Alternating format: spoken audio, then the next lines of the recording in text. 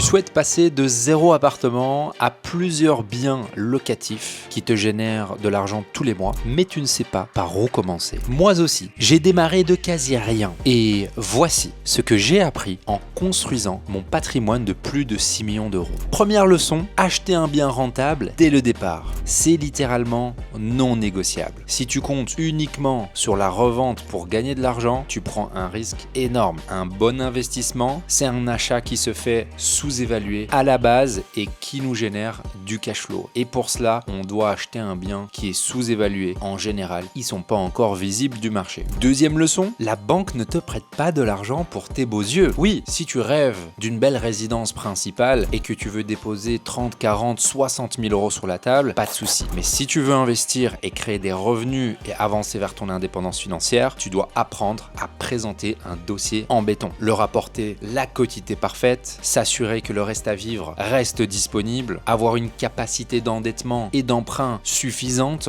Si tu ne prépares pas tout cela en amont, tu te feras recaler. Peu importe ton envie d'investir ou même si ton projet est extrêmement rentable. Troisième leçon, le réseau. C'est une arme secrète. Trouver des bons plans via des agents immobiliers, négocier avec les meilleurs entrepreneurs, être entouré de fiscalistes, d'avocats, de comptables. Ils te permettent de progresser 10 fois plus vite car tu t'entoures de personnes qui ont déjà des résultats et qui sont spécialisées dans un domaine. Je te rassure, tu n'auras pas besoin de maîtriser tout, mais tu pourras comprendre en surface et prendre les meilleures décisions. Leçon numéro 4, la gestion immobilière, ou comment arriver à créer des systèmes qui vont nous permettre de nous libérer un maximum de temps. Parce que avoir plein de biens immobiliers, générer des milliers d'euros tous les mois, mais travailler plus que si on était un salarié, c'est pas l'objectif. Un mauvais locataire, des charges mal maîtrisées, un bien mal entretenu, ta rentabilité va s'effondrer. Nous devons apprendre à gérer de manière efficace et automatisée, et c'est ce qui fait la différence entre un investisseur libre et quelqu'un qui subit. Si je connaissais ces 4 leçons